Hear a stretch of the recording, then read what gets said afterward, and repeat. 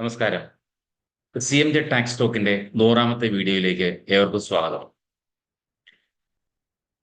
ഇപ്പോൾ നമ്മൾ income tax return file ചെയ്യേണ്ട സമയമാണല്ലോ. July 31, 2024 last date. ഓഡിറ്റ് ഇല്ലാത്ത ആൾക്കാർക്ക് ഏതൊക്കെ റിട്ടേൺ ഫോംസിലാണ് ഫയൽ ചെയ്യേണ്ടത്, അതിനെപ്പറ്റിയാണ് ഇന്നിവിടെ സംസാരിക്കാൻ പോകുന്നത്. പ്രധാനമായിട്ടും income tax return form ITR 1 തുടങ്ങി ITR 7 വരെ, അതായത് 7 ഫോമുകളാണ് ഉള്ളത്. അതിൽ ഓരോ ആൾക്കാർക്കും വിവിധ ഫോമുകളാണ് ഉള്ളത്. അതിനെപ്പറ്റിയാണ് ഇവിടെ സംസാരിക്കുന്നത്. ഇതാണ് നമ്മൾ ITR 1 പറ്റി പറയാം. ITR 1 എന്ന് പറയുന്നത് സാധാരണ റെസിഡന്റ്, നോൺ റെസിഡന്റ് അല്ലാത്ത ആൾക്കാർക്ക് അവരുടെ ടോട്ടൽ ഇൻകം എന്ന് പറയുന്നത് സാലറി, പെൻഷൻ അല്ലെങ്കിൽ ഹൗസ് ഹോൾഡ് ഇൻകം ഒരു വീടിൽ കൂടുതൽ ലെറ്റ് ഔട്ട് ചെയ്തതായിരിക്കരുത്. ഒന്നിൽ കൂടുതലാണെങ്കിൽ വേറെ ഫോമാണ്, ഈ ഫോം അല്ല. അതുപോലെ തന്നെ income from other source, interest, dividend, അങ്ങനെയുള്ള കേസുകളുണ്ട്. പിന്നെ അഗ്രികൾച്ചർ ഇൻകം 5000 രൂപയിൽ കൂടുതലാണെങ്കിൽ ഈ ഫോം ഉപയോഗിക്കാൻ പാടില്ല. പിന്നെ ആർക്കൊക്കെ ഉപയോഗിക്കാൻ പറ്റില്ല എന്നുള്ളതാണ്. അത് ടോട്ടൽ ഇൻകം 50 ലക്ഷത്തിൽ കൂടുതലാണെങ്കിൽ ഈ ഫോം ഉപയോഗിക്കാൻ പാടില്ല, അതിന് വേറെ ഫോമുണ്ട്. അതുപോലെ തന്നെ അഗ്രികൾച്ചർ ഇൻകം 5000 കൂടുതലാണെങ്കിലും വേറെ ഫോമാണ്. അതുപോലെ capital gain, business or profession, ഇങ്ങനെയുള്ള ആൾക്കാർക്കൊന്നും ITR 1 ഉപയോഗിക്കാൻ പാടില്ല. ITR ഫോം നമ്മൾ കറക്റ്റായിട്ട് ഉപയോഗിച്ചില്ലെങ്കിൽ ആ റിട്ടേൺ ഡിഫക്റ്റീവ് ആയി പോകും. അതുകൊണ്ടാണ് ഞാൻ പ്രത്യേകമായിട്ട് പറയാൻ കാരണം. പിന്നെ ITR 2 എന്നാണ്. 2 എന്ന് പറയുന്ന ഫോമുകൾ എന്ന് പറയുന്നത് അതും income from salary, pension, house property, അത് ഒന്നിൽ കൂടുതൽ വീടുള്ളവർക്കും ഉപയോഗിക്കാവുന്ന ഫോമാണ് ITR 2 എന്ന് പറയുന്നത്. പിന്നെ income from other source, interest അല്ലെങ്കിൽ ഡിവിഡന്റ്, അങ്ങനെയുള്ള ഇൻകംകൾ വരുന്നത്. പിന്നെ ഒരു ഇൻഡിവിജ്വൽ ആണെന്ന് വിചാരിച്ചു, ആ ഇൻഡിവിജ്വലിന് ഏതെങ്കിലും കമ്പനി ഡയറക്ടർ ആണെങ്കിലും അദ്ദേഹത്തിന് ഈ ഫോം ഉപയോഗിക്കാം. അതുപോലെ തന്നെ ലിസ്റ്റഡ് ഷെയർ അല്ലാത്ത അൺലിസ്റ്റഡ് ഷെയറുകളും നമുക്ക് അതിൽ നിന്ന് ഉള്ള ഇൻകവും ഇവിടെ അതിന്റെ ഇൻവെസ്റ്റ്മെന്റ്സും ഇവിടെ കാണിക്കാൻ പറ്റും.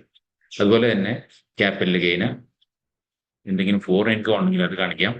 അഗ്രികൾച്ചർ ഇൻകം 5000 രൂപയിൽ കൂടുതലുണ്ടെങ്കിലും ഇവിടെ കാണിക്കാം. പിന്നെ ഏതെങ്കിലും ഔട്ട്സൈഡ് ഇന്ത്യക്ക് പുറത്ത് ഏതെങ്കിലും ഇൻവെസ്റ്റ്മെന്റ് ഉണ്ടെങ്കിൽ അങ്ങനെയുള്ള ആൾക്കാർക്കും ഇത് ഉപയോഗിക്കാം. പിന്നെ 194N പ്രകാരം, അതായത് സെക്ഷൻ 194N എന്ന് പറയുന്നത് ക്യാഷ് വിത്ഡ്രോവലിന് ചിലപ്പോൾ TDS പിടിക്കാവുന്ന ചില കേസുകളുണ്ട്. അങ്ങനെയുള്ള വരുന്ന ആൾക്കാർക്കും ഈ റിട്ടേൺ വേണം ഉപയോഗിക്കാനായിട്ട്. പിന്നെ അടുത്തത് വരുന്നത് എന്ന് പറഞ്ഞാൽ ക്ലബിംഗ് പ്രൊവിഷനുള്ള ആൾക്കാർക്കാണ്. അതായത് സ്പൗസിനോ അല്ലെങ്കിൽ മൈനർ ചൈൽഡിനോ ഒരു അസറ്റ് ട്രാൻസ്ഫർ ചെയ്ത് കഴിഞ്ഞാൽ ആ ഇൻകം, അതിൽ നിന്ന് കിട്ടുന്ന ഇൻകം ഹയർ ഇൻകം ഉള്ള സ്പൗസിനായിരിക്കും വരേണ്ടത്. അങ്ങനെയുള്ള ക്ലബിംഗ് പ്രൊവിഷൻ ഉണ്ട്. അങ്ങനെയുള്ളവർക്കും ഈ ITR 2 ആണ് ഫയൽ ചെയ്യാം. അപ്പോൾ ഇവിടെ 50 ലക്ഷത്തിൽ കൂടുതൽ ഇൻകം ആണെങ്കിലും ഫയൽ ചെയ്യാം, അതാണ് പറയുന്നത്. പിന്നെ ITR 3 ആണ് അടുത്തത്. ITR 3 എന്ന് പറയുന്നത് ബിസിനസ് ഇൻകം ഉള്ളവർക്കാണ്. അത് ITR 1 ഉം 2 എന്ന് പറയുന്നത് ഈ സാലറി ഇൻകം, സാലറി അല്ലെങ്കിൽ പെൻഷൻ ഇൻകം ഉള്ളവർക്കും. ITR 3 എന്ന് പറഞ്ഞാൽ ബിസിനസ് ഇൻകം. ബിസിനസ് ഇൻകത്തോടൊപ്പം തന്നെ അവർക്ക് സാലറി ഇൻകോ പെൻഷനൊക്കെ ഉണ്ടാകാം. അങ്ങനെയുള്ളവർക്കും ഈ ഫോം തന്നെ ഉപയോഗിക്കാം. അതുപോലെ house property income, other source income, interest, dividend, അങ്ങനെയുള്ളവർക്ക് ചെയ്യാം. പിന്നെ ഏതെങ്കിലും ഫേം, പാർട്ണർഷിപ്പ് ഫേമിൽ പാർട്ണർ ആണെങ്കിൽ അദ്ദേഹത്തിന് കിട്ടുന്ന റെമ്യൂണറേഷൻ ഫ്രം പാർട്ണർഷിപ്പ് ഫേം അല്ലെങ്കിൽ ഇൻട്രസ്റ്റ് ഓൺ ക്യാപിറ്റൽ, അങ്ങനെയുള്ള ഇൻകം ഉള്ള ആൾക്കാരും ഈ ഫോം വേണം ഉപയോഗിക്കാനായിട്ട്. ഇനിയിപ്പോൾ ITR 4 എന്ന് പറയുന്നത് ഈ ഡീമിംഗ് പ്രൊവിഷൻ എന്ന് പറയും, പ്രിസംപ്റ്റീവ് ടാക്സേഷൻ ആണ്. അതായത് ബുക്സ് ഓഫ് അക്കൗണ്ട് ചില കേസുകളിൽ ബുക്സ് ഓഫ് അക്കൗണ്ട് മെയിൻറ്റെയിൻ ചെയ്യേണ്ട ആവശ്യമില്ല. അത് പറയുന്ന സെക്ഷൻ 44AD to 44AE ആണ്. ഇങ്ങനെയുള്ള കേസ് 44AD പറയുന്നത് ശരിക്കും 2 crores വരെ ആണെങ്കിൽ നമ്മൾ ബുക്സ് ഓഫ് അക്കൗണ്ട് മെയിൻറ്റെയിൻ ചെയ്യേണ്ട ആവശ്യമില്ല. പക്ഷേ 8%, അതായത് ടേൺ ഓവറിന്റെ 8% നമ്മൾ ഡീംഡ് നെറ്റ് പ്രോഫിറ്റ് ആയിട്ട് കാണിക്കണം. ഇല്ലാത്ത കേസുകളിൽ ഇപ്പം നമ്മളൊരു 6% ആകുന്ന കേസുണ്ട്, അതായത് ക്യാഷ് അല്ല കിട്ടിയിരിക്കുന്ന എല്ലാ അക്കൗണ്ട് വേ ചെക്ക് അല്ലെങ്കിൽ ട്രാൻസ്ഫർ ആയിട്ട് വരികയാണെങ്കിൽ നമ്മൾ പ്രോഫിറ്റ് 6% ആയിട്ട് ഡിക്ലെയർ ചെയ്യാം. അതുപോലെ പ്രൊഫഷണൽസിനാണ് 44ADI പ്രകാരമാണെങ്കിൽ അപ് 50 lakhs വരെയാണെങ്കിൽ 50% നമുക്ക് ഇൻകം കാണിച്ചാൽ മതി. അങ്ങനെ ഇൻകം കാണിച്ച് പോകാൻ അവർക്കും മെയിൻറ്റെയിൻ ചെയ്യാത്ത ഒരു കേസുണ്ട്. അല്ലാത്ത കേസുകളിൽ 44AB പ്രകാരം നമ്മൾ ഓഡിറ്റ് ചെയ്തിട്ട്, അതായത് അതിൽ കൂടുതൽ അവർക്ക് എക്സ്പെൻസ് വന്നിട്ടുണ്ട് എങ്കിൽ അവർ ഓഡിറ്റ് ചെയ്തിട്ട് വേണം റിട്ടേൺ ഫയൽ ചെയ്യാൻ. അവർക്കുള്ള ഡേറ്റുകൾ ആയിട്ടില്ല. സെപ്റ്റംബർ, ഒക്ടോബർ ആ സമയങ്ങളിലാണ് റിട്ടേൺ ഫയൽ ചെയ്യേണ്ടത്. അതുപോലെ ഓഡിറ്റ് റിപ്പോർട്ട് ഫയൽ ചെയ്യേണ്ടത്. ഇപ്പോൾ ജൂലൈ 31 എന്ന് പറഞ്ഞാൽ ഓഡിറ്റ് ഇല്ലാത്ത ആൾക്കാർക്ക് മാത്രമാണ്. പിന്നെ ഈ കേസുകൾ വരുന്നത് സാലറി ഇൻകം, അങ്ങനെയുള്ള ആൾക്കാർക്ക് ഉപയോഗിക്കാം. ഹൗസ് പ്രോപ്പർട്ടി ഇൻകം, ഇവിടെയും പ്രശ്നം എന്ന് പറഞ്ഞാൽ 50 ലക്ഷത്തിൽ കൂടുതൽ ഇൻകം വരരുത്. ടോട്ടൽ ഇൻകം എല്ലാം കൂടെ 50 ലക്ഷത്തിന് മുകളിലാണെങ്കിൽ ഈ ഫോം അല്ല ഉപയോഗിക്കേണ്ടത്. ITR 1, 2, 4 ഉപയോഗിക്കാൻ പറ്റാത്ത ആൾക്കാർക്കാണ് ITR 3 ഉപയോഗിക്കേണ്ടത്. അങ്ങനെയാണ് കേസ്. അത് വേറെ രീതിയിൽ ITR 3 ഇത് 3 കേസ് വരാത്ത ആൾക്കാർക്ക് അത് ഉപയോഗിക്കാൻ പറ്റും. പിന്നെ ITR 4 ആണ്, ആർക്കൊക്കെ ഉപയോഗിക്കാൻ പറ്റില്ല എന്നുള്ളതാണ്. അവർ 50 ലക്ഷത്തിൽ കൂടുതൽ ഇൻകം ഉണ്ടെങ്കിൽ പറ്റില്ല, ഞാൻ പറഞ്ഞല്ലോ. അതുപോലെ തന്നെ പൂർണ്ണ സെറ്റ് ഹോൾഡ് ചെയ്യുന്നുണ്ട്, അവർക്ക് ഈ ഫോം ഉപയോഗിക്കാൻ പറ്റില്ല. അവർക്ക് ITR 3 വേണം പോകാനായിട്ട്.